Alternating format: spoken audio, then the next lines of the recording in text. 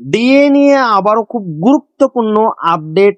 বকেয়া ডিএ পেতে চলেছেন 30,000-এর বেশি অবসরপ্রাপ্ত সরকারি কর্মী।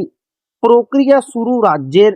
তো ভিডিওটি 1 সেকেন্ডের জন্য স্কিপ করবেন না, পুরোটা দেখবেন। চ্যানেলে নতুন হয়ে থাকলে অবশ্যই চ্যানেলটিকে সাবস্ক্রাইব করবেন এবং আমাদের পাশে থাকবেন। তো ভিডিওটি শুরু করা যাক।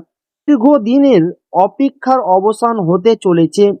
কলকাতা পৌরসভার আওতাভুক্ত সরকারি দপ্তরের অবসরপ্রাপ্ত কর্মীদের বকেয়া মহার্ঘ ভাতা ডিএ মেটানোর প্রক্রিয়া শুরু করেছে রাজ্য সরকার।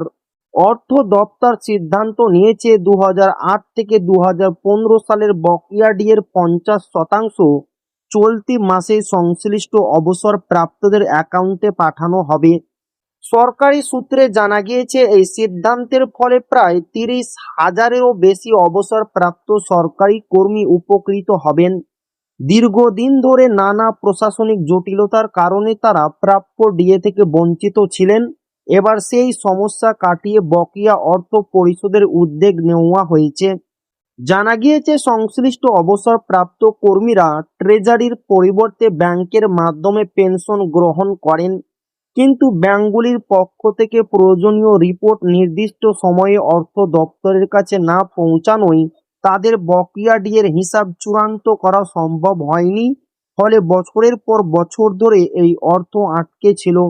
এই ইস্যুতে দীর্ঘদিন ধরেই সরব ছিল কর্মচারী সংগঠন confederation of state government employees.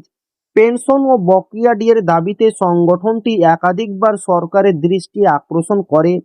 এছাড়াও যৌথ সংগ্রামী মঞ্চের নেতৃত্ব মুখ্যমন্ত্রী দপ্তরের কাছে যোগাযোগ করে দ্রুত বকেয়া ডিএ মিটিয়ে দেওয়ার দাবি জানায়। সংগঠনের পক্ষ থেকে জানানো হয়, সরকারের কাছ থেকে ইতিবাচক আশ্বাস পাওয়ার পরেই অর্থ দপ্তর বিষয়টি নিয়ে প্রয়োজনীয় পদক্ষেপ শুরু করেছে। তো এই ছিল ডিএ খুব গুরুত্বপূর্ণ আপডেট যা আপনাদের মাঝে শেয়ার করলাম। তো আবারও দেখা হবে ডিএ রিলেটেড খুব গুরুত্বপূর্ণ ভিডিওতে।